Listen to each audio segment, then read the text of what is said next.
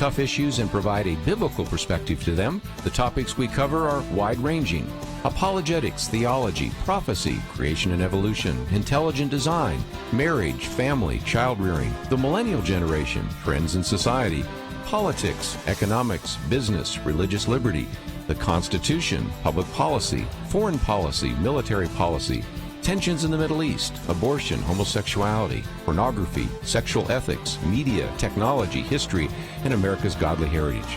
We talk about anything that affects your faith, your family, or your freedom.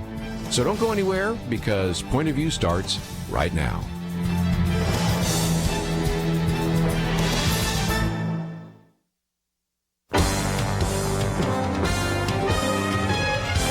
Across America, live, this is Point of View.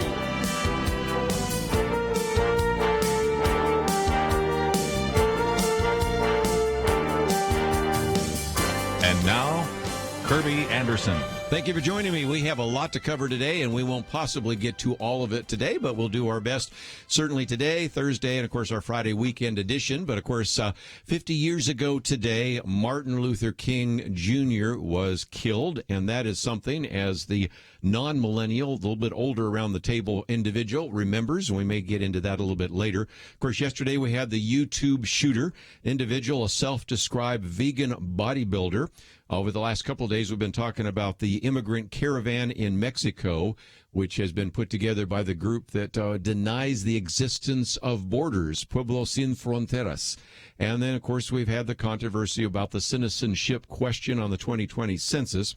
But the ones we'll probably deal with, at least for a while, will be the teacher walkout. So those of you in the state of Oklahoma, those of you in Kentucky, I'd like to hear from you. Of course, inspired by some of the things that happened in West Virginia. So I'd love to hear from some of you in just a minute. We've also posted some articles, one on what's wrong with Washington. We'll get into a little bit later the Trump trade deal. Now we have China reacting to that, and we'll talk about that.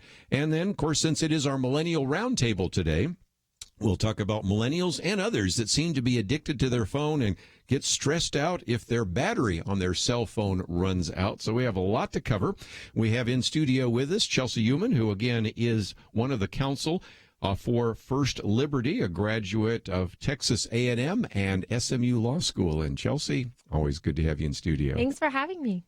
Let me bring to the microphone an individual that in the past has been with us, but it's been quite some time, Caroline Lewis, who's also an SMU graduate and an individual that served as Director of Communications for Americans United for Life, and then a little bit later actually founded and served as the Executive Director for Legalize Life International. Thank you for being with us as well. Thanks so much, Kerby.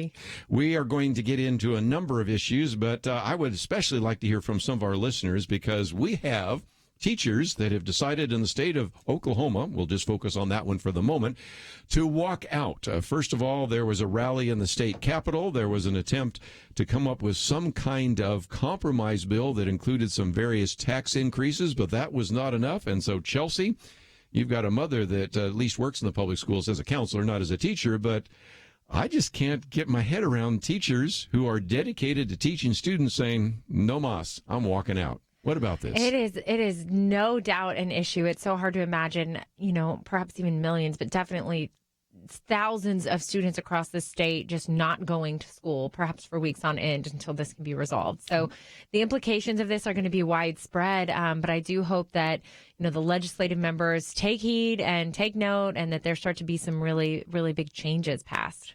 We're going to get into all the issues, what they were paid, some of the problems, the size of the school, and the size of the classrooms, and whether there were some structural issues. But Caroline, what are your thoughts? I mean, again, we are dealing with a teacher crisis that has developed first in West Virginia, now in Oklahoma and Kentucky. I see some possibility that this might have in some other states, and so that's why we felt it might be appropriate to talk about it today here on Point of View. Absolutely, Kerby. It looks like this is beginning to be kind of a trend, which is not only teachers, but across our country over the past year, there have been several marches for a number of different grievances. But I think that as effective as marches can be, I think that it can kind of dilute the the civil process. And I think that there's a trend to problem solving through protest versus debate. And I think that compromises what our Constitution is really about and what our government is really meant to be, which is representative. I think that sometimes the protests can indicate that the legislative process isn't working correctly. Maybe people are protesting because they feel like their legislators aren't representing them correctly and aren't advocating for them. And that is a problem that needs to be fixed in terms of people in government really being for the people. So it's something that we need to reconsider. And I think that another piece of this is just looking at the overall Oklahoma budget and looking at where the money is really going, because it could be going, to things that really aren't important in the grand scheme of things. And it's sad to say that sometimes politicians make deals with people, interest groups and things like that, and try to, make a deal rather than really focusing on what should be priority, what should be, our children and, that kind of thing. We would hope that things would be solved in the legislative process. In this case, they were not. And the fact that we're talking about it means it works. But for just a few minutes, Chelsey and Caroline, let's talk about why the teachers are frustrated. Chelsey, one of those is just the number of kids in the classroom. After a while, when you have too many kids and just one teacher, it's a kind of a mismatch, isn't it? Oh, absolutely. I think it's important to know, I've said it before, but one size does not fit all when it comes to state education. Each state has their own natural issues, obstacles, politics, all kinds of infrastructure differences. And so this is not going to be just like West Virginia, which is not going to be just like Kentucky or Texas for that matter. But from what I can understand, there are two issues at play here in Oklahoma. One being teacher salary. They're one of the most underpaid, the lowest paid teachers in the entire country. Mm-hmm. And that includes, by the way, I read that because of limits to the budget in the last 5 to 8 years, they are funded 15% less than other states. And so what that means is there are classroom cuts, there are book cuts, teachers are paying for pencils and supplies.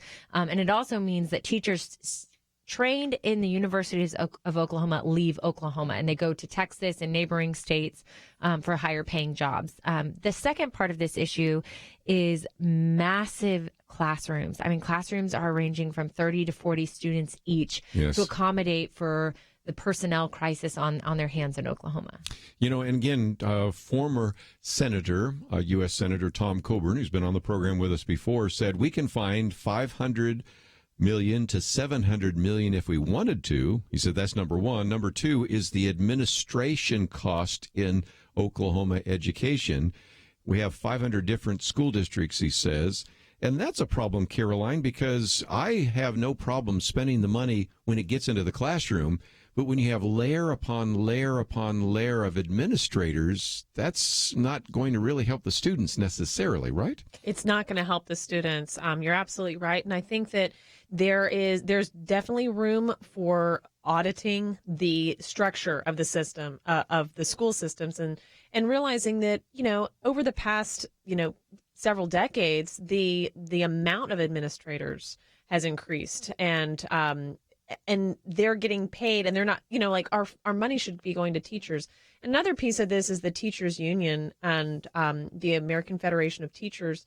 The president of that, Rhonda Weingarten, is paid $497,118 per year, according to union facts, which is, and she's not a teacher, okay? She's running a union. She's a union boss. And she's $500,000 if you can get it. Good job, you can get it, right? Yeah, which is... Whoa. Which is ridiculous. And the other piece of that is the American Federation of Teachers donates $45 million to the Democratic Party, which is a problem. We will continue this conversation, but also would love to get your comments. 1-800-351-1212. We have a lot to cover. We will do that right after this.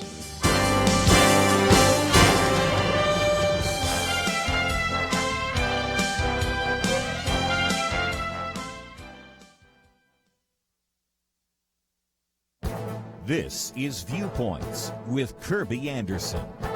Imagine you were in the midst of a discussion about nuclear arms policy, and in the midst of your debate, the other person says something like, I don't think it's fair that only the United States and Russia have nuclear weapons. You pause and then explain that many other countries, like China, France, England, Israel, India, Pakistan, and North Korea, also have nuclear weapons. And at this point, you might want to suggest that person learn a little bit more about nuclear arms before making dogmatic statements concerning nuclear arms policy. Change nuclear arms for guns, and you have an illustration of what often takes place in the gun control debate. The posters at the March for Our Lives rally and the slogans in many interviews and speeches illustrate a level of ignorance. But gun control advocates have a ready response to anyone questioning their understanding of guns. They use the term gunsplaining. Adam Weinstein coined the term in a widely shared Washington Post op-ed. He defines the term as the habit of gun rights activists to bully gun control activists with technical jargon. And I will admit that sometimes is true. You see this in just about any discussion where someone uses technical terms to intimidate you into silence. Can we also agree that many of the posters in rallies and slogans used in debates are inaccurate? Is it really easier to buy an AR-15 than to buy Sudafed, fireworks, or birth control pills? Is the NRA really America's ISIS? Do you really believe that guns are so unregulated that any person can buy a fully automatic machine gun? Any American can express his or her opinion about any topic, even their opinion about guns and gun control. But that doesn't mean we have to take seriously every one of those opinions, especially when they're based in ignorance and sprinkled with condescension. I'm Kerby Anderson, and that's my point of view. For more information about issues covered on Viewpoints, visit pointofview.net. Pointofview.net.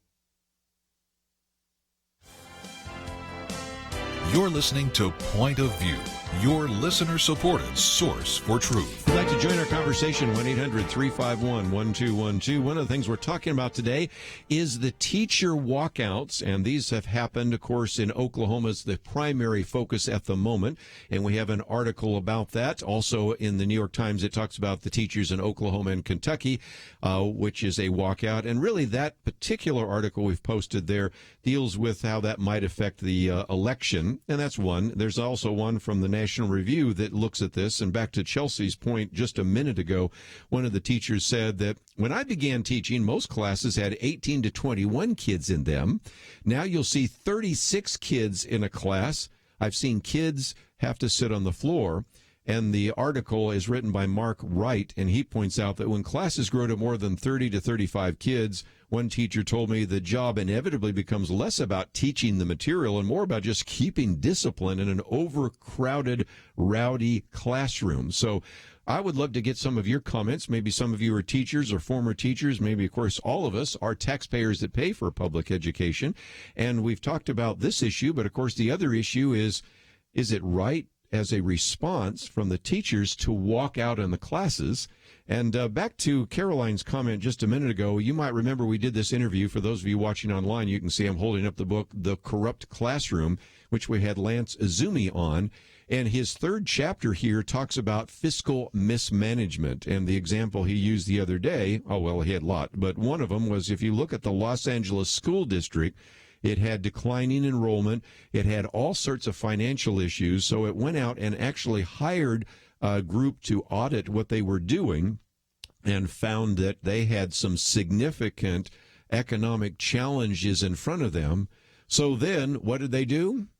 The Board of Education last week voted to extend the benefits to teacher assistants, playground aides, and others because they were all part of the union. So they decided after this audit that said you need to tighten your belt, you need to go and spend more money. Caroline, that's exactly the point you're making, is that sometimes fiscal mismanagement is one of the reasons why teachers aren't getting paid what they really should be getting paid.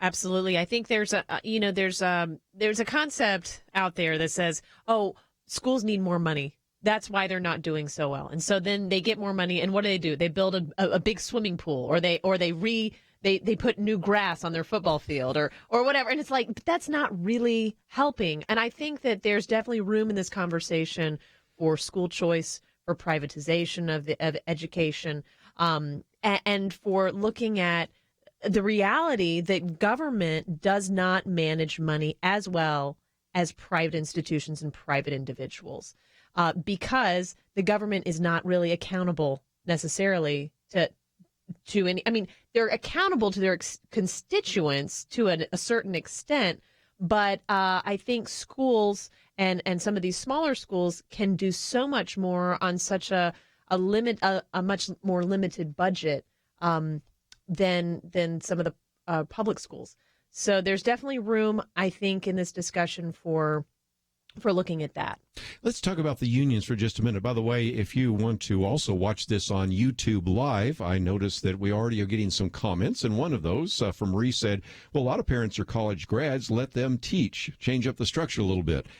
I'm not thinking, Chelsey, that the teachers union would go for letting teachers that aren't actually certified come in and teach our kids, even though some of these college graduates and these parents could do a really good job of teaching math and science. So think of engineers coming in for an hour and teaching math or teaching something about physics, but I just don't think the teachers unions are going to be real excited about that. Perhaps not. And nobody really wants me teaching their child math. I mean, I couldn't teach my own child math. But you could certainly, both of you could both teach history very well. Right, right? that's an interesting note. And in Oklahoma, actually, they went from having 500 emergency teachers on reserve to fill classrooms to 1,900 in the last 3 years. So I do believe they have an emergency reserve they're looking at and trying to work with.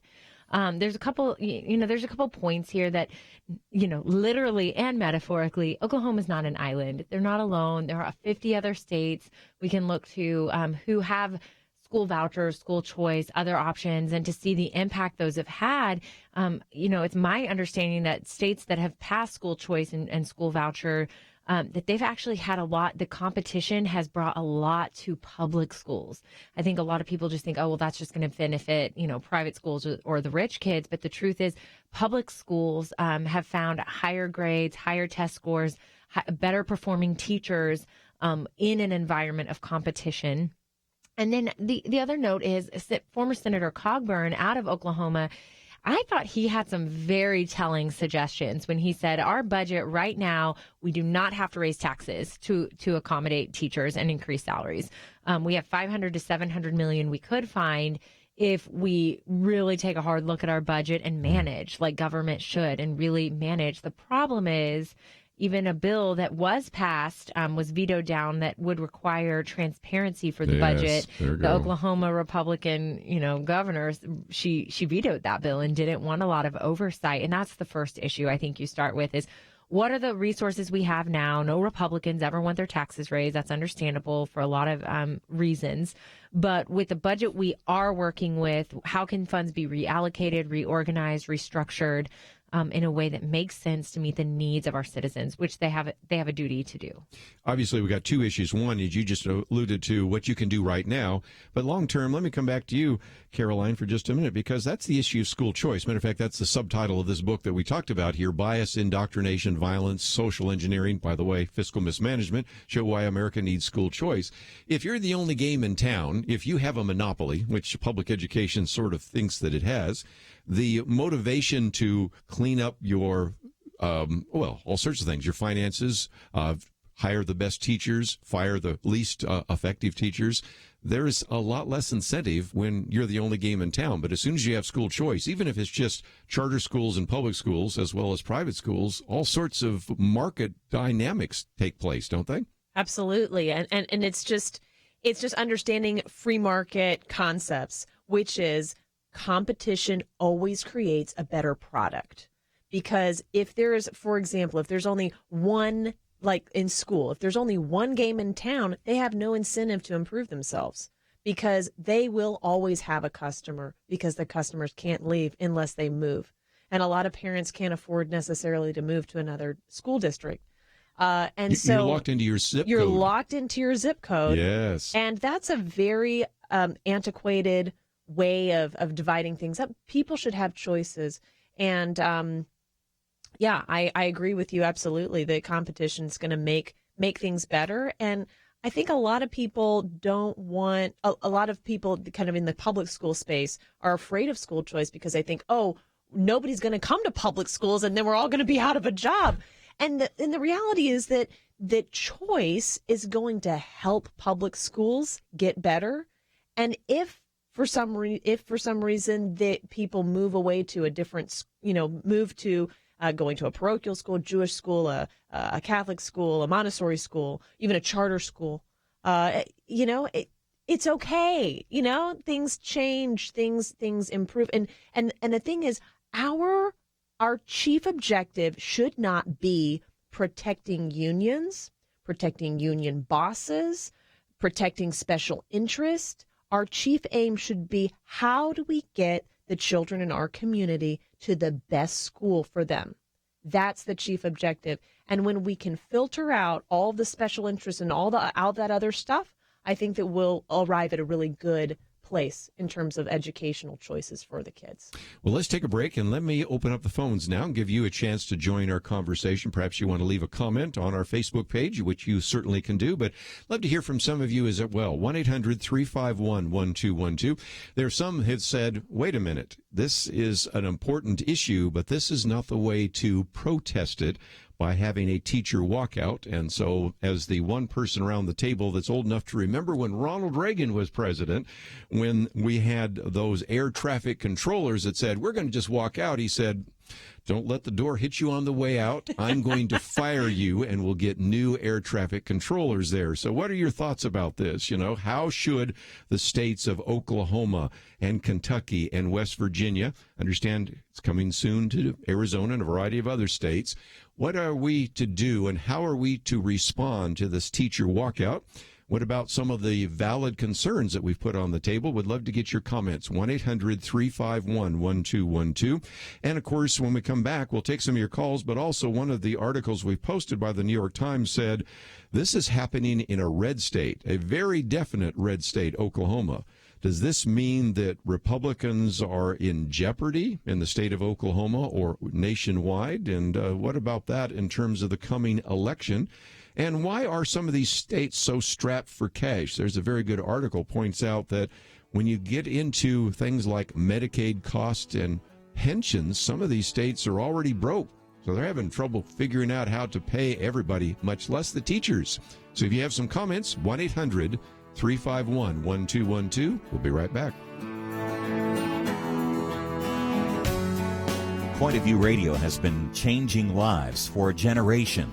Listeners have been inspired to apply themselves in all kinds of ways, to stand up as lawyers, defending the Constitution and freedom, to start Christian schools, training up a new generation, to launch ministries on college campuses, even to run for and serve in Congress. So again, what are you doing to make a positive change? One way to start today is to join the Truth Team, Truth Team 360, and help us change lives. Our nation needs a Truth Team very badly. Support Point of View Radio today at pointofview.net. Set up your monthly gift by clicking the Truth Team 360 picture and then carefully follow the directions. pointofview.net. By phone, you can give at 1-800-347-5151, 800-347-5151, or mail that first donation to Point of View, Box 30, Dallas, Texas 75221, Box 30, Dallas 75221. Point of View will continue after this.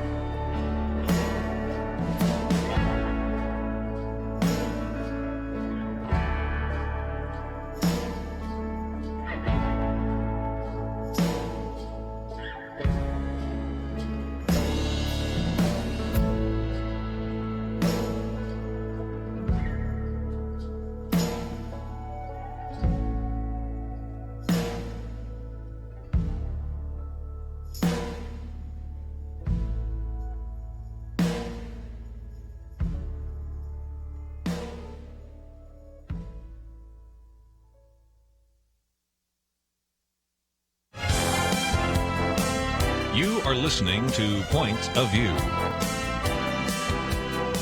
The opinions expressed on Point of View do not necessarily reflect the views of the management or staff of this station. And now, here again, is Kerby Anderson. Millennial Roundtable today here on Point of View. Nick Pitts is out today, and I'm the honorary millennial, but I get to sit around the table anyway, and we have two millennials around here as well. Chelsey Youman as well as Caroline Lewis. We have lots of phone calls. We'll take some of those. We've been talking about this teacher walkout. A little bit later, I want to get into the issue of trade, the art of the Trump trade deal, but also China announcing new tariffs on 106 U.S. products. But nevertheless, it's interesting because Donald Trump says, we're still going to win this one. I appreciate his enthusiasm, but I don't know.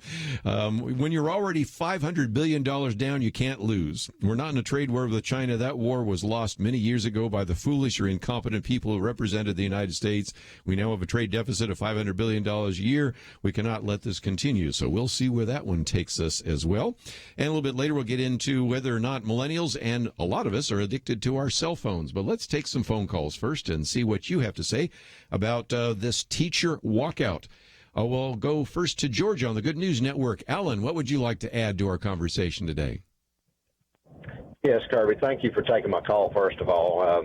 Do a great job, and I enjoy listening to y'all. Thank you. You're welcome, sir. I've got a couple of comments, and I'll get out of the way and listen for y'all's response. My first comment would be, just like in all the other 49 states, we have the same problem here in Georgia. If we want to cut expenses and be able to pay teachers what they're worth, let's look at the extracurricular activities that are non-scholastic, i.e. football, baseball, basketball, golf, all these other sports. Let's don't harm the beneficial, i.e. math club, chess club, debate club, and all those that are beneficial and scholastic in nature. But how many millions of dollars did the state of Oklahoma waste on football games and basketball games and baseball games and not be able to pay their teachers? You were listening into our off-air comments, actually, from my producer, who was rattling off a few of those just a few minutes ago. So, yes, I'm all about sports. I think sports are very helpful. The last couple of days we've been talking about the Fellowship of Christian Athletes. We had, of course, Coach Lou Holtz on just the other day. He's going to be in Texas here speaking. So I'm all about sports. That's good. But let's get the priorities right. And I think your point's well taken. How much money went to build Oklahoma stadiums? How much went to all sorts of athletics? The goal ultimately is to produce a quality product so that the students that graduate from high schools all around the country can compete on a global economy. And it does seem to me that sometimes we've got the emphasis on the wrong syllable, if you know what I mean. Absolutely, and amen to everything you just said, even though I didn't understand the last word. I'm just having fun, just talking about the fact that sometimes we emphasize the wrong things, don't we? Yeah, that's right. I mean, I haven't actually seen the numbers in the budget for, sports versus academics. I don't know either. I went to a local charter school here in the Dallas area that didn't have enough members for a football team. We didn't have enough students for a football team. So, I was just fine without football. I love football. I watch football, all the time. But without it, there were other things we did instead. And there was a high focus on academia. And I think that definitely has served us well throughout our lives to have had that focus at North Hills as opposed to, the high athletic focus, which I wouldn't be able to do at 30 and 40. And I understand that. I had a son that went off to a college that did not have a football team, and after 2 years, he said, "That's enough," and he went to Texas A&M, where you went to. I went to college where there was a football team. That's for sure. Did, so we understand that, but it needs to have its proper place. And Caroline, again, how you spend the money is really important. A number of years ago, we had a chance to interview, at that time, Secretary of Education Bill Bennett. And he produced a book called What Works. And he had all sorts of studies that were summarizing what works. And spending money in the classroom works. Spending money where you give incentives for good teachers and maybe actions against bad teachers works. Actually having small administrations and spending the money in the classroom works. This isn't rocket science, as they like to say. We know what is going to produce a quality product, and sometimes we spend the money in the wrong places simply because of teacher unions or because of budgetary priorities or because of incompetent legislators, and that needs to change. Absolutely. I think that the caller and I think this conversation just illuminates the importance of prioritizing where our money is going, and that when we spend it in the right places, we can produce good results. And when we spend it in the wrong places, it's not producing anything good. So I think that there's an aspect of fiscal responsibility and the responsibility of those in power and in the legislature to do their duty, which is to serve the people. Let's take some more phone calls. We'll go to another caller here. Elaine, I think you want to talk about the teacher unions. So what's your comment? Hello? Yeah, Elaine, what's your point of view? Oh, all right. I didn't know you were coming to me, but thank you for letting me talk. Oh, well, I'd love to hear from you. I'm from Georgia, just like the gentleman before me. And I've taught for 40 years in the state of Georgia, and we don't have teacher unions, but we still have problems. And the problems, I think, impact the child's learning in the classroom. And that's our number one goal, is to teach each child to the maximum extent of their ability. We are top-heavy with administration, both at the state level and at our local level. We have curriculum people. We have many other kinds of people that tell us how to do our job when they've never actually done our job. Yep. Oklahoma, if they have the 30 kids in a classroom that they were talking about, I can understand their frustration. Oh, sure. But at the same time, those children still need an education. So it's hard to say I'm leaving the classroom, but I've been there and I can understand, because you reach a point where you're feeling like you're not making a difference anyway. Yes. You know, you're becoming more of a policeman person and keeping them in class and handling discipline, and you're not really doing any teaching. Well, you've mentioned, too, that administrative situation where a curriculum expert, in quotes, tells you as a teacher how to teach when that curriculum expert has never been a teacher. And sometimes right, or maybe a year or two. Yeah. And I'm being kind about the way that is. And again, just that whole top-heavy issue. We do a broadcast in the first hour to the local station, but let me mention what I said there to this particular audience as well. And that is one of the things that we found, Bill Bennett shared about that, is when he went to New York City and he saw this huge bureaucracy for the New York public school system. And then he went to the parochial system, which is huge as well. And he said, now, who's involved in administration of all these different Catholic parochial schools in New York City? And one of the nuns is saying, well, okay, we've got Sister Jean, and she does this part, and Sister Mary, she does that part. And he's counting like a handful of people that run the entire system.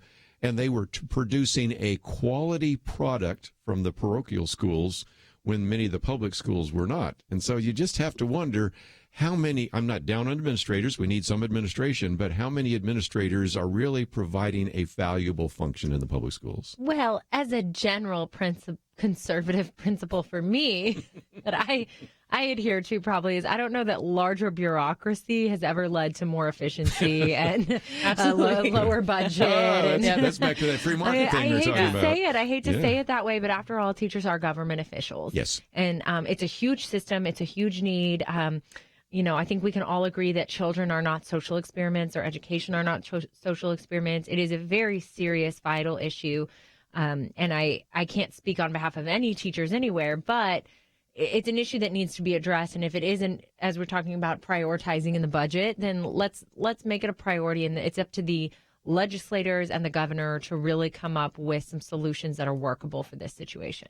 If you've ever seen the movie, or of course I can lend you the DVD called Waiting for Superman, it was all about these kids in inner city Washington, D.C. that hoped that they would win they have a little lottery to determine who gets to go to the good schools and who stays in the obviously very substandard schools.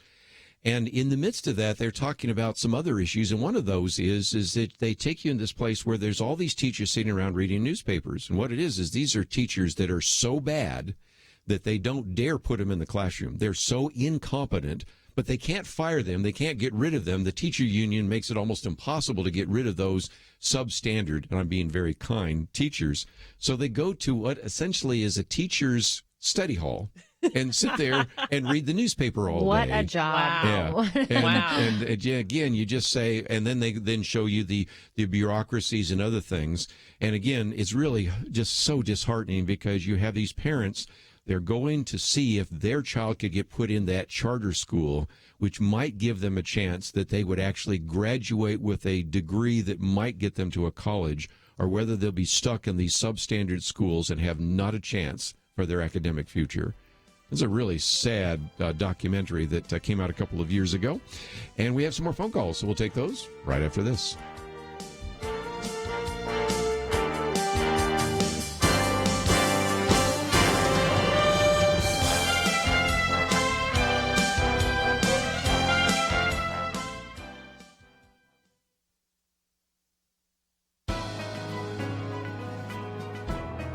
Welcome to the First Liberty Briefing. I'm Jeremy Dice. America was saddened to learn of the loss of Billy Graham. Some have openly wondered whether history will ever witness another one like him. The better question to ask at this point in our history may be, can there be another Billy Graham? Graham's crusades were public expressions of faith, many times taking place on public property. In 1952, Graham's crusade visited Washington, D.C.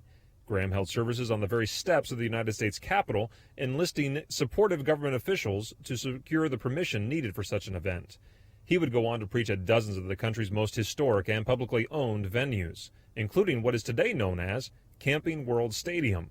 In 2015, the football teams from two Christian schools in Florida faced off in that same stadium where, in 1969 and again in 1983, Billy Graham stood to share his gospel message with thousands in attendance.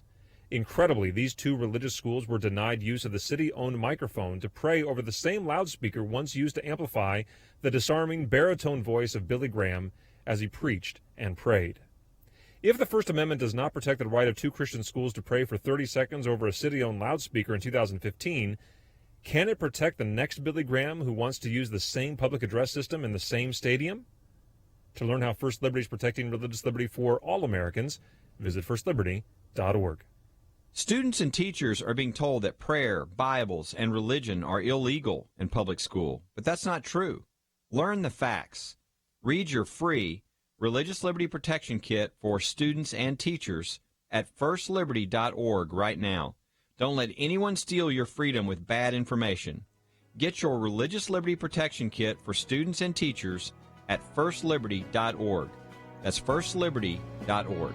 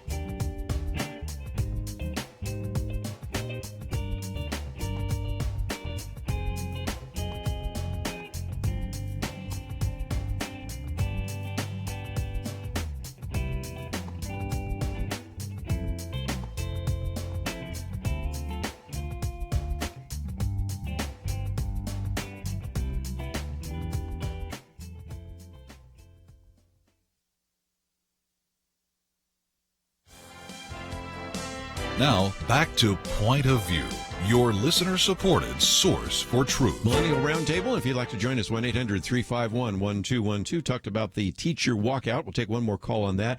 Then I wanted to get to one of the other articles we've posted here on Trump and trade. Are we in a trade war with China? The president says we're not, but China announced new tariffs on 106 U.S. products. We'll see whether that plays out. But let's take at least one more call on the teachers issue for just a minute. We'll go to Michigan this time, WLJN. Mark, thank you for joining us today here on Point of View. Thank you. I just want to make a comment. I'm thinking about the teachers and how much they go into debt to get an education. Then they enter the workforce, and then they have to pay off all of that.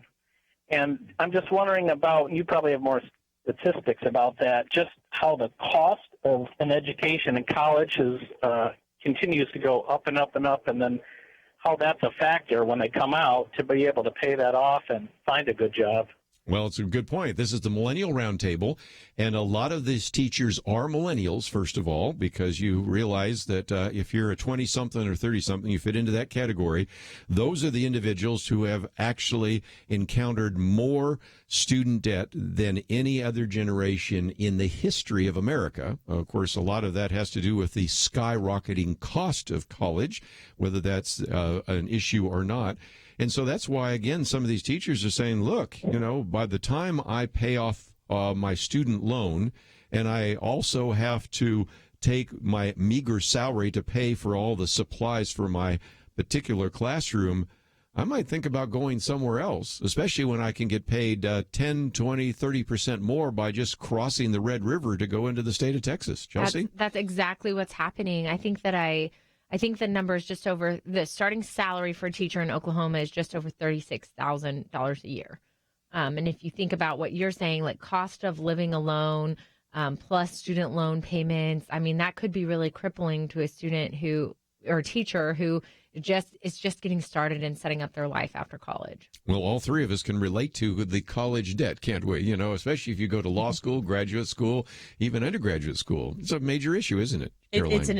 It's a huge issue for our generation, particularly. And you touched on that it's a big deal for our generation. But yeah, I would agree. Well, again, something to just think about as well, and maybe one of the other reasons for this teacher walkout. We'll keep watching it. Of course, we've been watching some of the other issues, the immigrant caravan, and we'll get into that maybe a little bit later. We've got some other things to talk about in the second hour. What's wrong with America? Cal Thomas had some comments about that.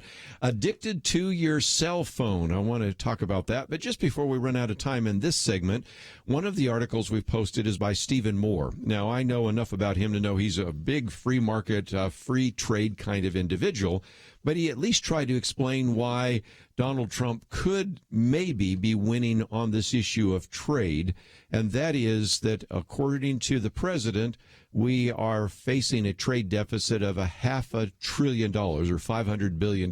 That's a lot of money. And so the bottom line is we're just not going to put up with it anymore. But if we indeed start slapping some trade tariffs and things like that, as we see, China actually announced that it would retaliate. So, Chelsey, what do we think about this? Our latest issue in Outlook is on trade, and we recognize this was going to be a big issue, and we don't claim to be prophets or son of prophets, but it just about happened that we wrote this article a while back. Now we're dealing with trade and tariffs. How do we think about what's going to happen next? Well, it's hard to know what's going to happen next. If you're looking at market indicators and the stock market right now, it's become a lot more volatile since all of this began. And, whereas last year in his first year in the administration, really, I think we hit 3 record-breaking highs for the Dow. And this is just an indicator of kind of market trends or how the market's feeling about how confident they are that everything is very stable in our economy. And all of that was very good and positive last year. And this year has been almost the opposite. And I think it's related to this concept that it's an unknown factor. And I know that even the Republican Party has at times been split or historically had different stances on open trade. Bush really pushed hard for free trade agreements to be passed. There's the Central and South American free trade agreements and NAFTA, GATT, WTO, all he those. focused. It was a high priority to just keep the trade doors open, keep markets open, very globalizing for our country. Now, on the back end of that, we've seen that, now we're looking at a $500 billion trade deficit. It's hard to know really what the right answer is, but I do think that a trade war is definitely possible if if China is clapping back, so to speak, Yeah. with 50. They also raised, I think it's an equivalent of our trade tariffs, which would be about $50 billion. $50 billion. That's back. right. You've got the number correct. That's what we're dealing with. Caroline, what's your thoughts about this?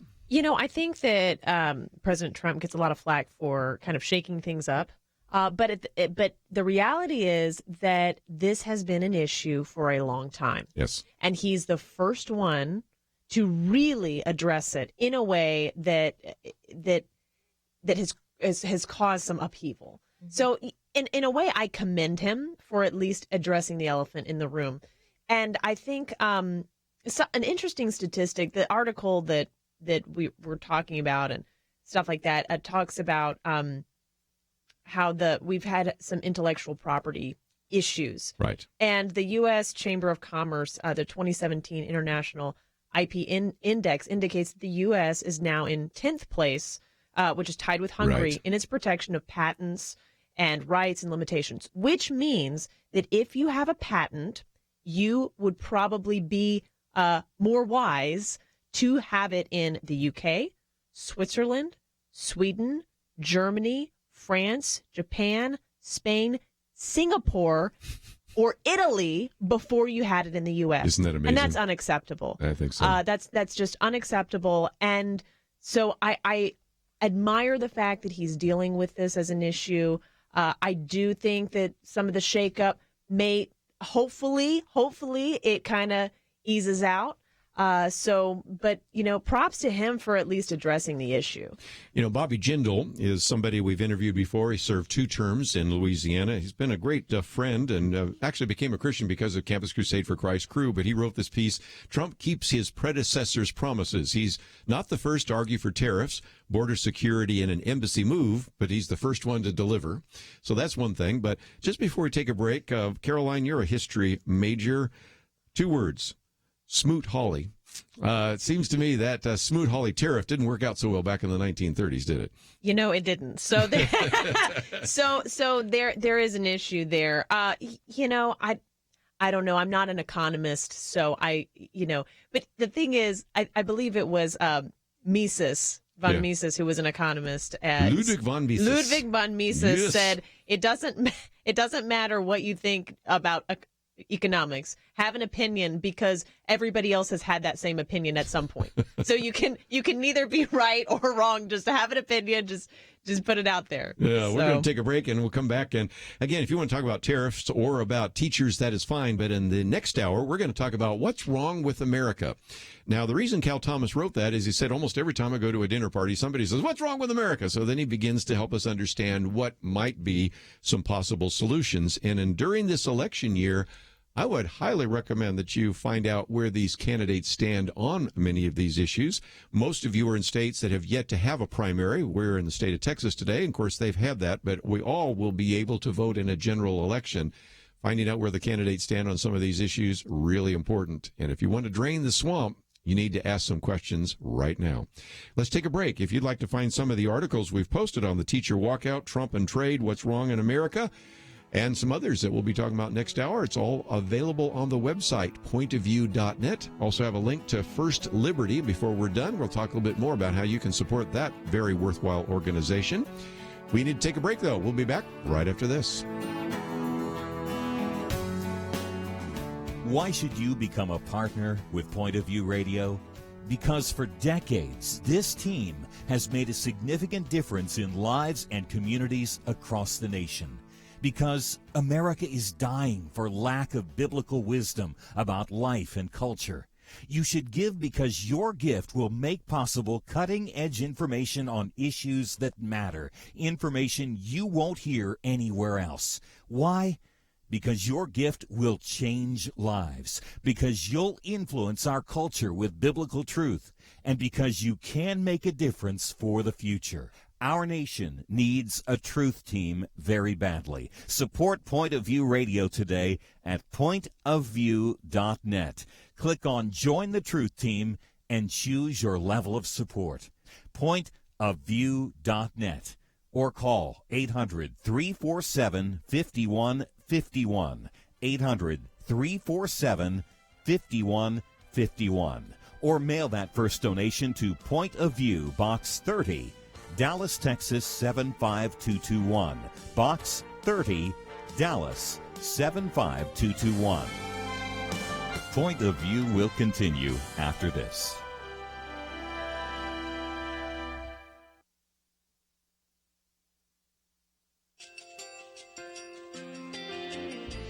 I just want to thank you so much for all the wonderful programming you have. You're just absolutely fantastic. I recently started listening to Point of View, and I really found it interesting because of the different subjects you cover. Thank you for that. I really appreciate everything that you do in keeping us informed. Thank you, Kerby, for everything that you have been doing. I appreciate all the work that you're doing, advocating for the Word of God. Thank you so much. Point of View, I think, is absolutely necessary because it's a Christian perspective, a biblical worldview perspective, and receive very current, up-to-date information about what is really going on, week to week in our culture, which is changing so rapidly, and yet it's morally sliding backwards. Yeah, I'm just, first of all, I thank you guys. Y'all's program is wonderful, and enjoy it every day. I learn so much every time I listen to it. Point of View Radio Talk Show.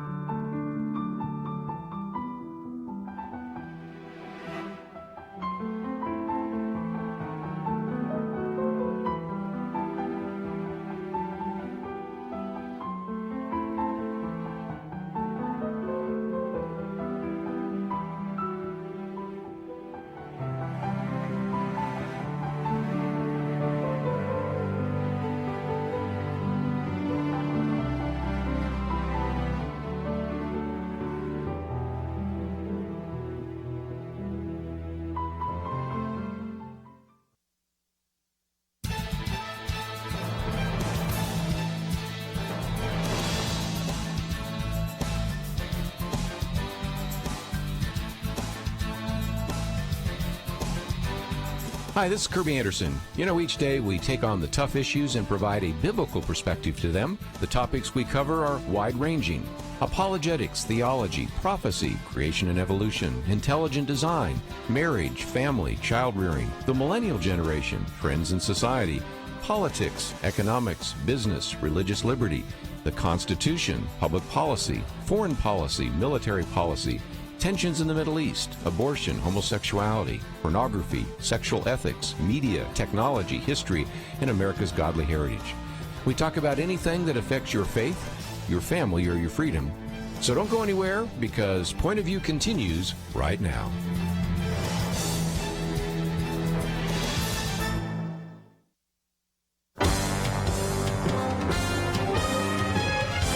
Across America, live.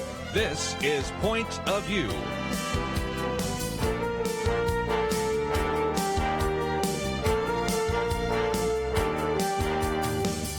And now, Kerby Anderson. Last hour, if you'd like to join our conversation, 1-800-351-1212, Millennial Roundtable. We'll get to some of the issues of millennials, especially this issue of cell phone stress a little bit later. But one of the articles we posted is by Cal Thomas, What's Wrong in Washington and America? And I thought it would be a good discussion around the roundtable. And if you'd like to join us, maybe you have some thoughts, 1-800-351-1212. Chelsey Youman is with us, and again, she is counsel for First Liberty. And before we end the hour, I want to talk about, again, some of the resources that are available to you there, and certainly want to encourage you to pray for so many cases that either are at the Supreme Court or going to the Supreme Court from First Liberty. And Caroline Lewis with us as well. And, of course, she writes for the Patriot Post. We'll talk about that and some of the work that she's done with various pro-life organizations. So certainly get out something to write with, or make sure that you listen carefully as we get to the end of the program this hour. But I thought we would at least put this piece by a good friend of ours, Cal Thomas. And he says, you know, frequently I'm asked this question at dinner, and he says, oftentimes before the appetizer arrives, people are going, what is wrong in Washington? Chelsey, what's your thoughts about this? Well, that's such a broad question. Oh, yes. And that's why we have a whole article about it. I think that I can say with all sincerity, my life at First Liberty Institute as a religious liberty attorney is getting significantly better with the Trump administration in charge. That's pretty true. And with a Republican majority House and Senate. That's not to say there's not other issues and sticking points and real things that need to be discussed and changed, but I am a lot more hopeful about the state of affairs in our country now than I was 2 years ago, and than we had for 8 years under the Obama administration. We've seen so many of our cases be resolved favorably and quickly. FEMA is an example, or Colonel Bohannon's case on Monday. Go to firstliberty.org and look up these cases, because the Trump administration is appointing people who are doing the right things and have an eye in the right places. HHS, for example, has an entire new division dedicated solely to religious conscience protections in the medical field, and asked for input from the medical field, for open input as to what areas need to be bolstered or not. And so I think there is a lot of good things happening that's not always spoken about, because we have a very liberal media. But there's a lot going on. There's a lot of moving and shaking. Now, that doesn't mean there's not sticking points. I know one area of frustration for us is that we need the Senate voting on judicial nominations every single day. I know the White House is pushing for that as hard as possible. White House counsel does not sleep. I mean, that is their sole focus, is to get more conservative constitutionalist judges in the right places to start really turning America around and making the right decisions for Americans on protecting their constitutional rights. So I'm hopeful in the era we are in. I think we're in a phase of opportunity. But I do wish that there was a lot more organization and cohesion among our party. Well, and let's talk about that for just a minute before we get on to this article, because the other day I talked about, are there some things we can do to speed up the process? And one of those is the Senate has Senate Rule 22. And it says that as you consider a nomination, and this could be a nomination of somebody that actually used to work at First Liberty, that might be in the judiciary, or somebody that might work at HHS, since you mentioned those two examples, since I know those individuals are, or it could be other qualified individuals, or the fact that we've only appointed about a third of the ambassadors we're supposed to import, that you then begin to debate that. And if somebody objects, then you're supposed to go into 30 hours of debate. Well, your colleague, Kelly Shackelford, has said the Republicans give up too soon. They say, oh, if you're going to do that, well, then we'll move on to the next issue. He's saying, and I agree with him, just say, okay, Chuck Schumer, you got 30 hours. What are you going to do with it? Oh, wait a minute. That's right. No, whoa. You know, because or the filibuster is another one. They say, well, filibuster. Okay, filibuster. You know, Mr. Smith goes to Washington. You know, Caroline, a lot of people sort of think that when we have a filibuster, they're actually sitting there reading from the phone book, or they're actually giving some reasoned debate. No, these are all ways in which I think the Republicans have backed off and allowed Democrats to basically control the United States Senate when they're not in charge. Absolutely. I think that a huge issue has been obstructionism by the Democrats. And, you know, to their credit, they're doing a pretty good job. But, you know, our people, the Republicans need to fight back. And, you know, they're, like Chelsey was mentioning, there are a lot of great gains, a lot of wonderful things happening. You know, President Trump addressed the pro-life march this year, which was the March for Life, which was incredible. His speech was so clear and was so compassionate towards those who work in the pro-life industry and everything like that. And the advances at HHS, they've been doing wonderful things there. And there have been just great things happening. But at the same time, this obstructionism piece is huge. The judicial nominations, huge. And I think something that going into this, you know, after President Trump won and we got Republican House and Senate, I think a lot of us were thinking, oh, our day has come. Yay, we're going to repeal Obamacare. Everything's going to be great. But I think that I, at least, and I think other people as well, failed to distinguish between Republican in name and conservative. And the reality is that there are people that have an R by their name, but they're not with us on the issues, and that they're voting against, you know, some of our policies. And that's, it's so frustrating, but you know, it doesn't, God is still in control, right? I mean, so we have to think about that, but I think term limits would be something great that would, you know, I think in a business, you're incentivized to risk for reward. But in politics, you're not incentivized to take a risk because it might mean you might not have a job in a couple of years. So I think that if we had term limits, there wouldn't be that, oh, I can't vote on this because I don't know if my constituents would like it or whatever. You know, just vote your principles and be okay with it. I think that would help. I think that there are some players, to evoke a sports analogy, there's some players that are refusing to take a pass, and they just put their hands in their pocket, and then they come home and they go, look, I didn't get a scratch. Aren't you proud of me? And we need to have a higher standard and say, you need to be catching the passes that are happening. You know, again, since we're talking about the president, I quoted Bobby Jindal, but let me quote one whole paragraph in which he said, Mr. Trump's populism is the direct result of the establishment's hypocrisy. He is implementing policies that more mainstream figures from both political parties have promised for years, but then failed to accomplish. In this way, they built the demand for the actions they now denounce as destructive and even racist. Moving the U.S. Embassy in Israel to Jerusalem, pushing back against China's unfair trade practices, securing the border, aren't those just empty campaign promises? No candidate thinks he can actually get them done, right? Somebody forgot to tell Mr. Trump. Well, I have to great. give it to President Trump that he is ultimately a businessman, and he is moving and shaking like a businessman. Well, we'll come back and talk a little bit more about what's wrong in Washington right after this.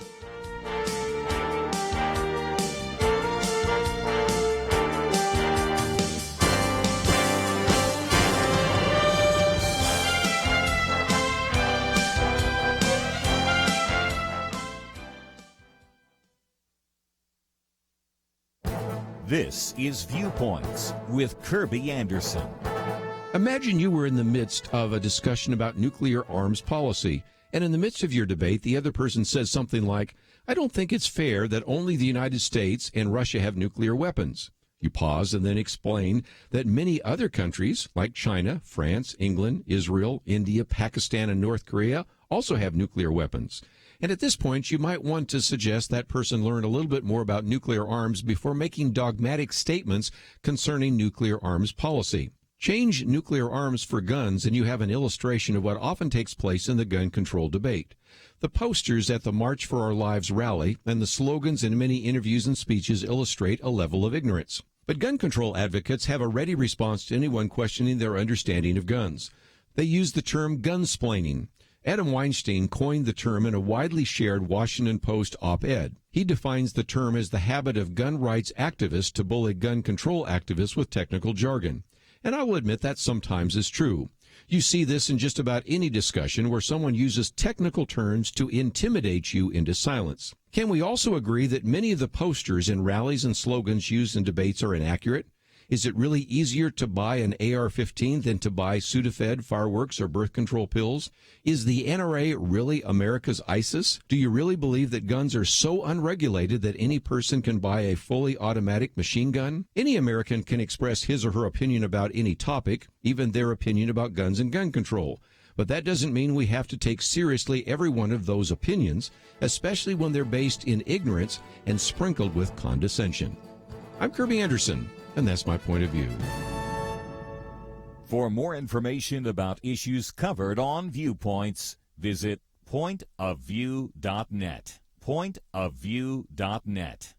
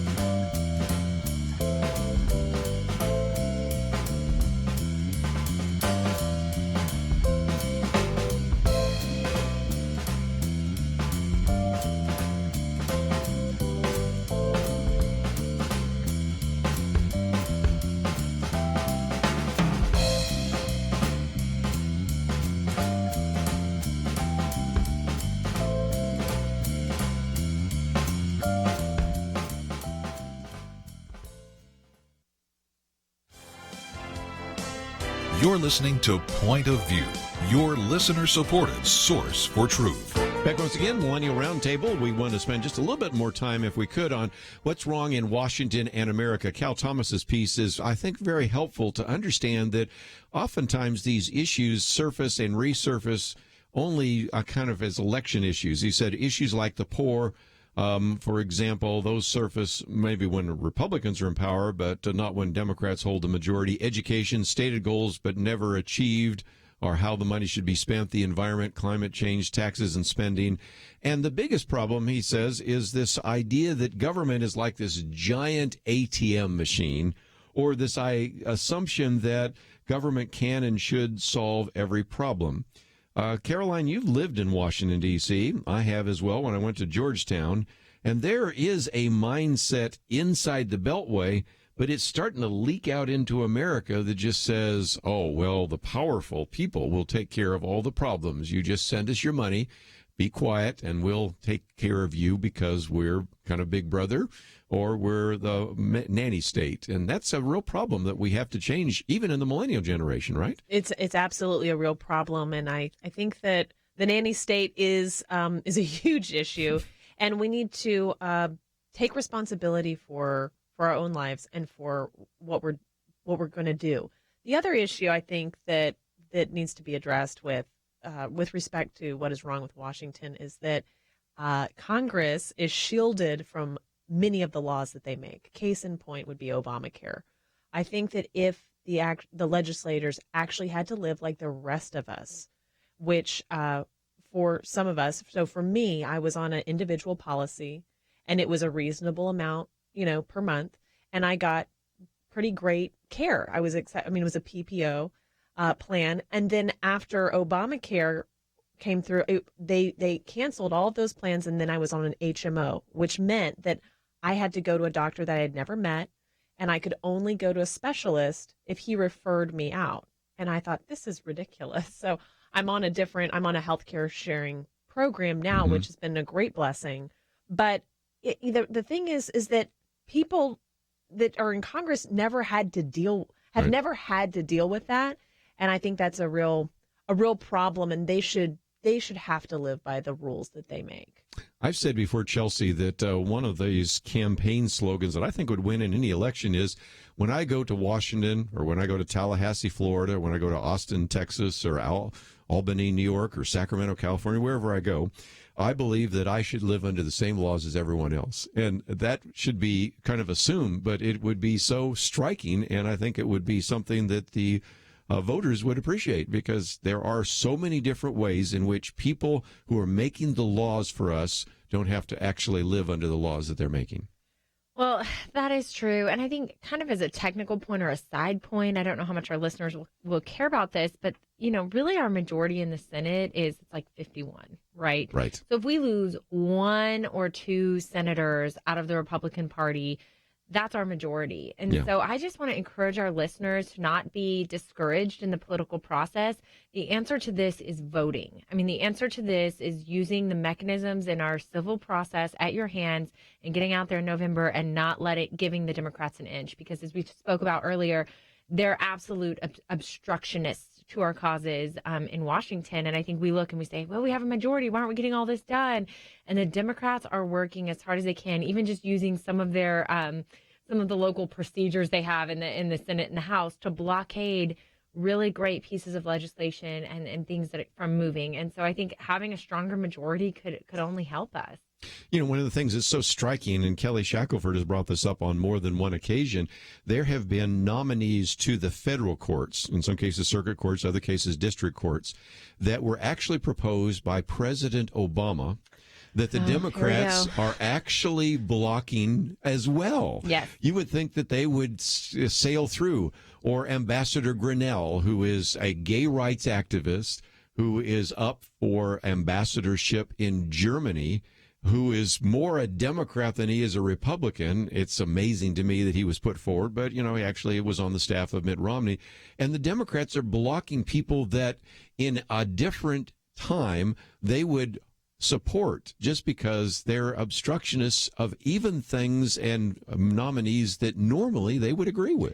Oh, you're absolutely right. And I think at first, it's my understanding that our representatives and senators were so used to dealing with the Obama administration and not used to really having the power in their hands to really, really push things through, that they assumed that they had to make concessions in order to continue to get ahead, instead of bolstering their courage and saying, we're a voting bloc now. We are 51 votes, every single vote, every single time. And it took a year, from what I've heard on the inside, for them to start looking around and say, oh, we've really got some authority here. This is now the Schumer shutdown. This is a Schumer problem, not a Republican problem. And really starting to unite and bolster that courage they have to really be the representatives we want them to be. And I think that we should encourage our representatives, or write letters, strongly worded letters to our representatives to say, you guys need to vote together and as a bloc push through these nominations. If you're working 7 days a week, we do not care. Do your job. Your job. Well, and again, we just, that is Congress, actually passed a $1.3 trillion budget. Now, to put that in perspective, again, since I'm the old guy around the table, when Ronald Reagan left office, the accumulated national debt from George Washington through Ronald Reagan was about $1.3 trillion. That was probably money well spent when you think about the transatlantic railroad, you think about the interstate highway system. We fought wars, World War I, World War II, not to mention the Civil War and everything else, and built a nation. $1.3 trillion. We're spending $1.3 trillion in 1 year, actually the last part of this year, because it just goes to the end of September. Somewhere along the line, Caroline, somebody needs to say, stop. This just can't continue on, right? Yeah, absolutely. I think that it's a huge tragedy and it shows a lot about what our legislators think about us. Yes. Like I find it personally offensive that they would do that. And, it's one of those things when you look through what they're spending money on, you're like, I can budget. That's unnecessary. Like, cut that one out. Cut this one out. You don't need that. I think that just going back to the Constitution and kind of just foundational principles of what is really required of our government, and the requirements, we need to have the money needs to go towards our national defense. We need to support our military. We need to get the VA better before we give grants to, Ivy League universities to study, something random. Yeah. Or $500 million, $500 million on Planned Parenthood, things like that. Mm-hmm. Yes. Yeah, absolutely. And here's the thing about Planned Parenthood is that a lot of people, it's positioned as defunding Planned Parenthood. And then the opposition says, oh, no, women are going to never have an abortion and it's going to be horrible and all this kind of thing. Planned Parenthood's going to die. No, the reality is that Planned Parenthood has over $1 billion in assets. Yes. They don't need taxpayer money. And if they want to stay alive, can't they raise the money from all of those celebrities that spoke at the Women's March? A celebrity tax? Celebrity tax. Like Celebrity Madonna. Why don't they hit her up for all the money? Or anybody else that spoke? One other issue before we take a break is, Chelsey, we remember when we were taking civics, the bill starts in the House of Representatives and then it is voted on and goes to the Senate, and then they have a conference committee, and you have 12 different budgets which then are sent to the president and signed. Instead, they drop 2,200 pages of a continuing resolution and say, you have now 30 minutes to read this before you vote on it. That's not what we learned in school is the way in which to do a budget. I believe the term is over-regulation that we're looking for. Absolutely. I can't speak to the issues we have of just the massive size of our bureaucracy, and we can talk more about this when we get back to. But there are actually some solutions in place and some things being done at the administrative level to fight that bureaucratic red and yellow and green and blue tape that's everywhere. Well, let's take a break, and when we come back, we will take some of your phone calls. We also want to talk about whether you're addicted to your phone. And, of course, I did something yesterday on what are called screenagers, those teenagers watching the screen, and that would be not the millennial generation, but Generation Z or iGen. We have a whole generation now growing up without ever not having a phone. I remember Chelsey saying, I don't think I got a phone till I was in high school, but now you got young people that are sometimes 4 years old playing with a phone or an iPad. And what does that mean? And how is that media, really that digital world, affecting our world? So we'd love to get some comments from some of our millennials around the table and from you as well. 1-800-351-1212. We have a few more comments about what's broken in Washington, and then we'll talk about the digital revolution right after this.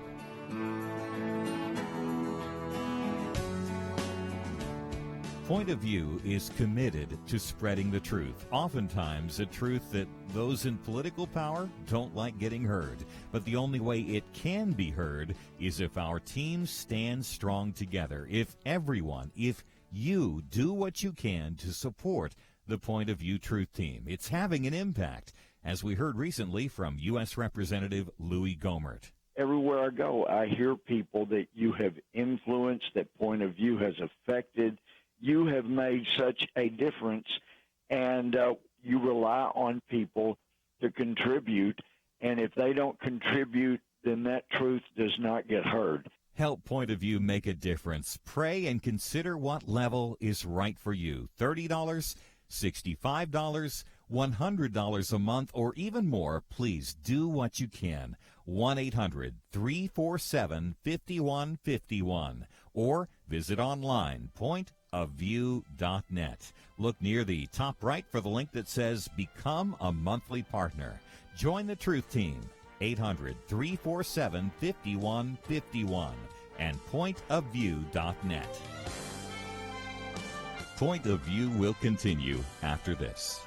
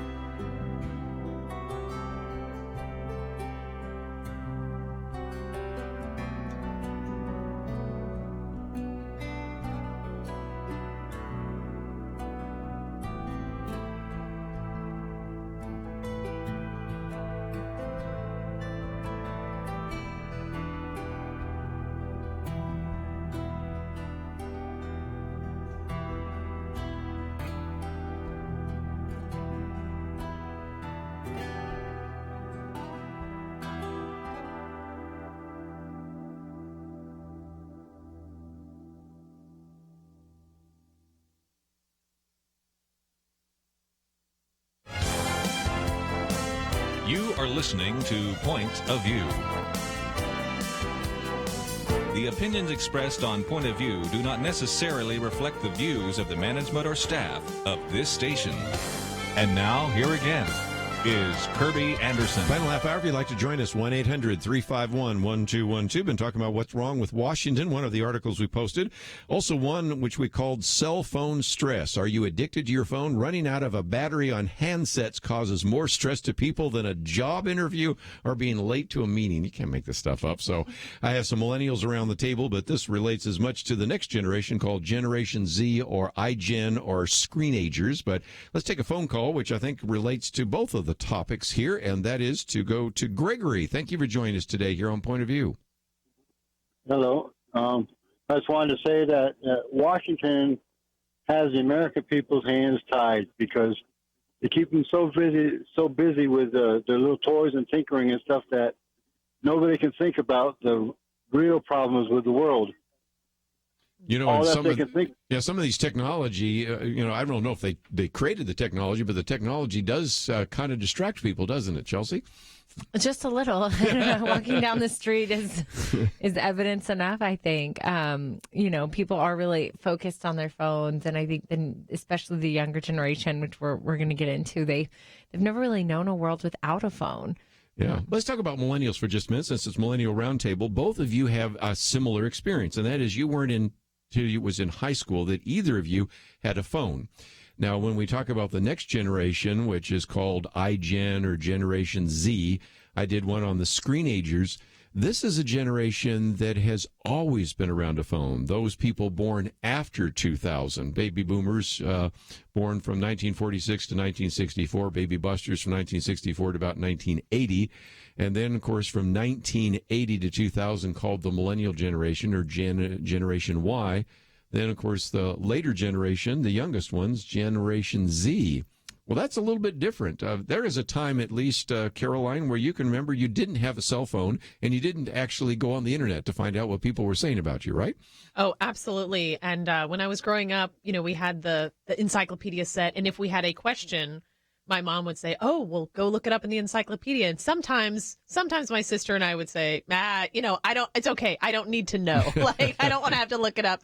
And other times we would look it up. But now it's like everybody can fact check everybody, but it's all dependent on what Google says. So it's not really, Encyclopedia Britannica or something like that, where those articles were written by professors. Right. So, Wikipedia is like open to any, really. It's open source. So it's open source. Know. So it's like everybody kind of can. Know. So, and some places will cite Wikipedia as if it's authoritative or anything like that. But yeah, I do remember the internet, I guess, came out when I was probably in, sixth grade, 7th grade. And so, it was never the primary mode of communication for me. And Facebook came out when I was a freshman in college. And so it was kind of novel and new, but still, like, talking on the phone was preferable to receiving or sending a Facebook message. And there's a whole generation where, like, Facebook is a primary form of communication. And texting is a primary form of communication, not calling on the phone. Which is Phones are for text, not for calling. Yeah. Right? And the article that you're talking about, and I believe is posted on the website, is so interesting because it has that the phone is more stressful than all of these other situations. So some of the situations are being late to a meeting, and I'm like, no, that's totally stressful. Starting a new job, being a parent. Becoming a parent was the last one at 5.5 out of... Really? What are these people like? What are these people talking about? Or car breaking down or being locked out of the house. And I'm like, have you ever been locked out of your house? Has your car ever broken? It's so stressful, so it's very interesting. We got a mom here. She can relate to what it takes to actually raise kids and be a lawyer it and takes do a all village, that. that's not a lie. No, but I was just laughing because I'm actually relieved when my phone dies because it's just an excuse to be off the map. I love it. And some days, I hope not too many of my friends are listening. I might just leave my phone at home on purpose so that I can just have hands-free day where I can focus, I can be involved and in the moment and where I'm at. I mean, I think there's so much freedom to my phone dying. So thinking it's more stressful than parenting or interviewing for a job, I don't think so. And again, this article, which we posted away, I encourage you to read it. And it's one that Nick Pitts, even though he's not here, had mentioned in his daily briefing, which we put up there as well. But just the number of people that are addicted to their phone. But again, we live in constant fear of our phone battery dying, so much so that running out of power is more stressful than for most of us than having a job interview or being late on a meeting. Of course, as you mentioned, Caroline, these lists of all these things that people find less stressful than losing a phone. This is the end of the republic as we know it. How has this happened? Yeah, and I think our caller touched on something very interesting, that the phones distract us from, reality and the real things that we need to be involved in. And that, like Chelsey was saying, that we need to be voting and we need to be involved politically if we want to change anything. And I think that when you're in this kind of Instagram or Facebook world and you're just stuck on your phone, it's hard to look up and see the real world around you. And even the difference that you can make by advocating for good things in our culture. One of the things that I wrote about, which appeared in the commentary yesterday, and again, you can get my commentaries Monday through Friday in your inbox. Sunday or Saturday, you get Penna Dexter's. But the Journal of Individual Psychology is just one of the quotes here, in which it said, Generation Z's lower cognitive regions, which stimulate impulse, are constantly being activated by the bombard of neurological arousal provided by text messages, Facebook updates, and video games. In other words, the idea is there's this cacophony of all these neurological inputs. And basically what they've said is that within the next 15 years, we're going to have an entire generation with memory deprivation, difficulties in processing information, a lack of ability in proper grammar, which explains why sometimes these text messages make no sense to anybody as well, and attention span issues. That is the length of time for what a person is able to concentrate mentally on a particular activity, or digital addictions. So that comes from psychologists saying there are benefits to these phones and these digital devices, but there's a real danger to them as well. Oh, absolutely. I think one of the pastors at a local church here, he had kind of he spoke about this, and the video went viral, and it said, our children, this is a big social experiment in a lot of, we don't know the outcome, and we don't know. Yeah. And I think we're starting to see that now. That was a few years ago, and we're starting to see now really what the implications of this are. I think at the time I don't know, people maybe just didn't think through it's easy to put my kid on a phone because we're at dinner and it'll keep them quiet.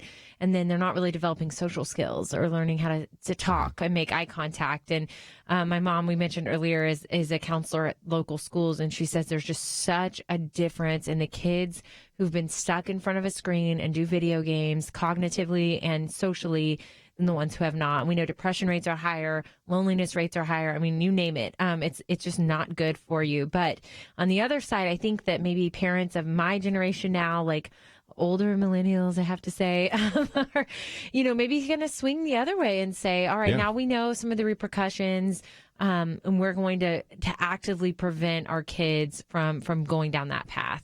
Let's take some phone calls. And again, you can talk about any of the issues we put on the table, an open line in these last couple of minutes. Let's go to South Carolina, WAPG. And Kenneth, what would you like to add to the conversation today? Yeah, I'd like to talk about the government. I was just saying, it's a shame. I'm 57 years old, and I've always been a voter, and I always voted Republican because my money belongs to God, and so I'm a tither. So I can't believe that we as a country has fallen to a point where if we don't win, we're going to throw tantrums, and we're going to cause as much upheaval as we can to make sure the country that we say we love, we're not going to do what we need to do in order to make the country great. I don't agree with everything Trump does. I did vote for him because, you know what, we need to be shaken up. Truthfully, and this is just my belief, I think we don't need to pass another budget. We need to let whenever chips fall, just let them fall. And I understand that might mean the military not getting paid, but we need to figure a way out, because if I did any of this stuff, more than likely the police will come looking for me. Yeah. You know, if I cheated and did as much as I could to keep money coming into my house and not have more going out than coming in. Yeah, if you were running a business or a corporation and did what the members of Congress do on a pretty regular basis, you'd be looking at us through some bars, I suspect. But just a thought here. Kenneth, I've just got to come to a break here, but if you have some other comments, stay on. I'll get them after the break, or if you're done, I'll let you go. And we'll take some more phone calls, too, 1-800-351-1212. But I've been talking about everything from the government and, in this case, throwing a fit after the election. Isn't that amazing? And, of course, we've also talked about these phones that everybody seems to be addicted to. I'd love to get your comments. 1-800-351-1212. We have one last segment. We'll hear from you right after this.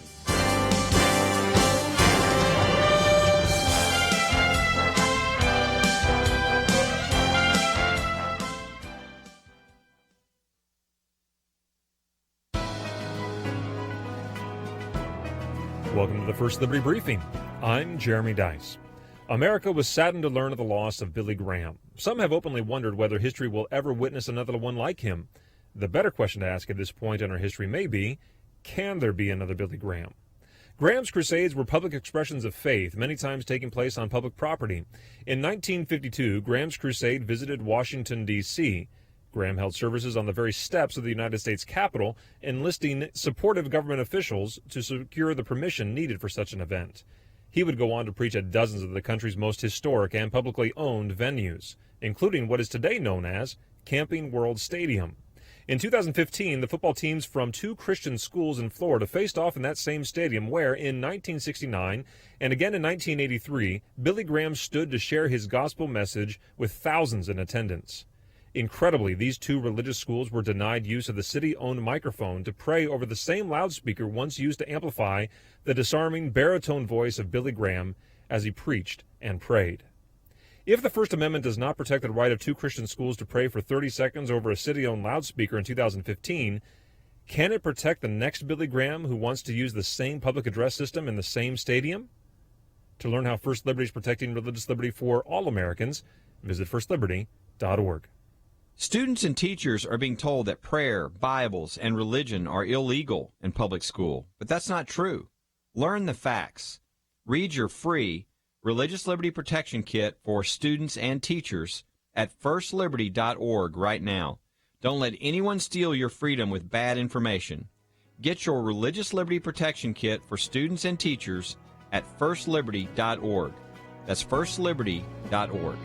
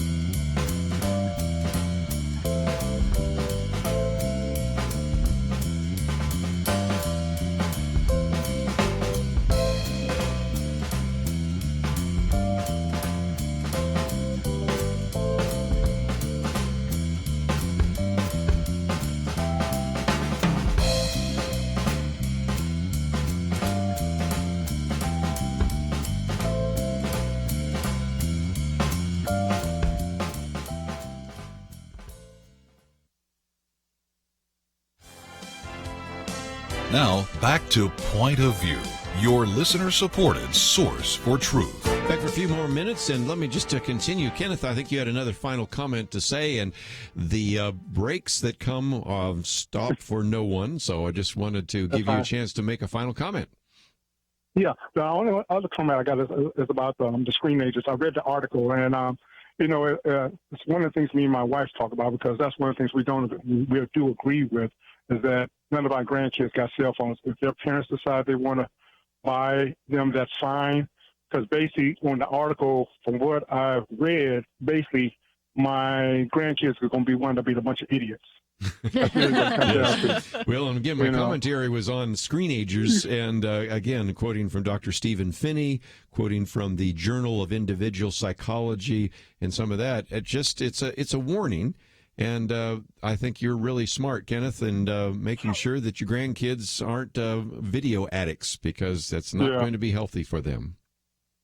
And I just want to say that I love your show. I listen to it every day because I get off just in time enough to hear it, and just keep up the good work. Well, thank you. Thank you. You know, Chelsey, you have a young one, and little Foster is going to want all these digital devices, and it's hard to keep them from that, especially if they're friends. Right now, he's not in school, but wait till his friends are talking about this video game they're playing, or they have a cell phone. But I think you are smart enough to realize, if I can get them reading books, and if I can get my young children actually doing something other than sitting in front of a screen, going out and playing, doing the things that all of us around the table used to do, that's going to be a lot better for them than letting them become addicted to these video devices. Yes, we are doing our best. And even, believe it or not, even at a year, starting at a year, now he's a year and a half old, he would, if my phone was sitting on the counter or on the couch or something, he would run up and grab it and turn it on. I mean, he just liked the lights of it, and there was just something weird about him being drawn to the devices. Now, of course, I've taught him to give it to me, so he's not like in there texting coworkers or anything. But the truth is, I think there's just something in the phone and in the computer realm that really is stimulating, like you said, to their minds. Now, if we're on a flight, all bets are off. We'll put on anything to help him not cry during a flight. But really, when we're at home, we just have some hard and fast rules that it's just not time for that yet. It's not time. He's got to be outside in the dirt and mud playing around. You know, Caroline, one of the things that I have used as an illustration before is one of my colleagues for many years taught a class at the University of Texas at Dallas, just down the road here, on technology. And one of the assignments in that technology class was for the students to have a 48-hour technology fast. Now, how do they do that? They hand over their cell phone to him, and he puts it in a drawer, and it sits there for 2 days. As you might imagine, there was a majority of the students that would take a 0 on that assignment rather than give up their phone for 2 days. Wow. Those who were brave enough to hand over the phone after 2 days came in almost sweating because they just could not imagine how they survive for 2 days without a phone. That sounds to me like digital addiction to me. What about to you? I think that sounds pretty much like an addiction to me as well. I think that, unfortunately, technology is great and has helped us in a lot of ways, but I think that there's a piece of it that creates this kind of reward and affirmation.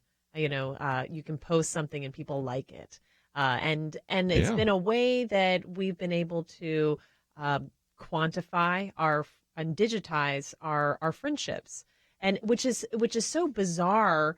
When you think of former times, like, in the 1950s, people didn't say, well, I have 103 friends.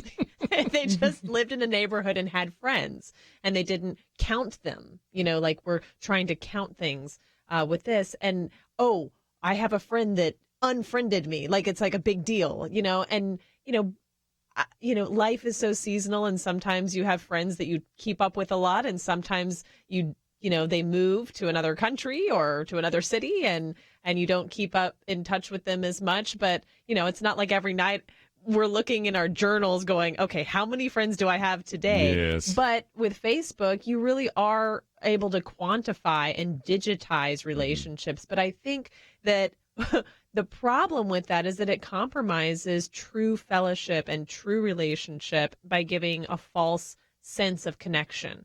Oh, they're my friend on Facebook and I scroll through their pictures, therefore I actually have a relationship with them. It's like, no, have you talked to them in the past 6 months or the past week? Have you talked to them about what they're going through or something like that? And so it's created this entire world that really isn't real. And I think when the phone shuts down and the battery runs out, people realize, oh my goodness, that world that I'm tapping into all the time is actually not real.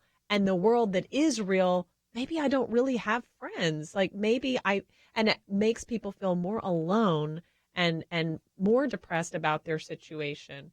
And so I think that social media has its benefits, but I do think that we need to be cautious about what it really is doing psychologically by creating an alternate world that doesn't really exist and distracting us from really investing into the relationships and the people around us that are right there, that are actually real. Very good.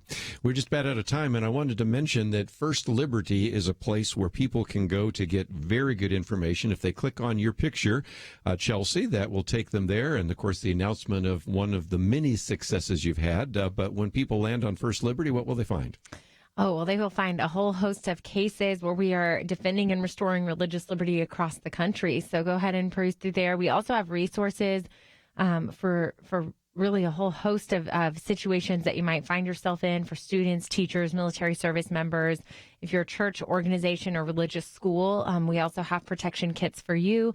Or if you have a religious liberty issue or potentially have undergone religious discrimination in the workplace or somewhere else, go ahead and give us a call or contact us. We would love to hear from you and to help you with any potential legal issues you might have.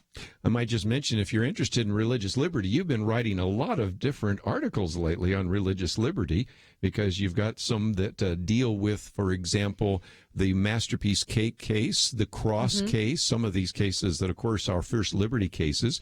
Your most recent one here is about Brigitte Gabriel, who's been on the program with us before, the free speech on trial. You've just also, again, we have a link to CarolineCLewis.com, and as people go there, they're going to find all sorts of great commentaries, aren't they? Yes, they're going to find a lot of stuff. And if you click on there's some different categories, and you can kind of peruse through there. Well, they also can go to Patriot Post. That's where those articles show up, right? Mm-hmm. And yes. so tell us about Patriot Post. I am very familiar with it, but some of our listeners maybe have never heard of it before. So Patriot Post does great articles, and a lot of them have to deal with, individual liberty and Constitution and that kind of thing. So I've been privileged to write for them.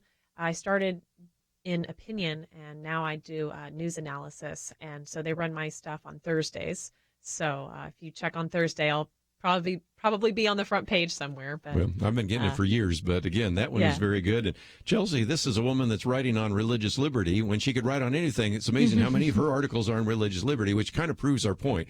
This is the big issue right now. Religious liberty is the issue. It is. It's everywhere. It affects every facet of your life, believe it or not.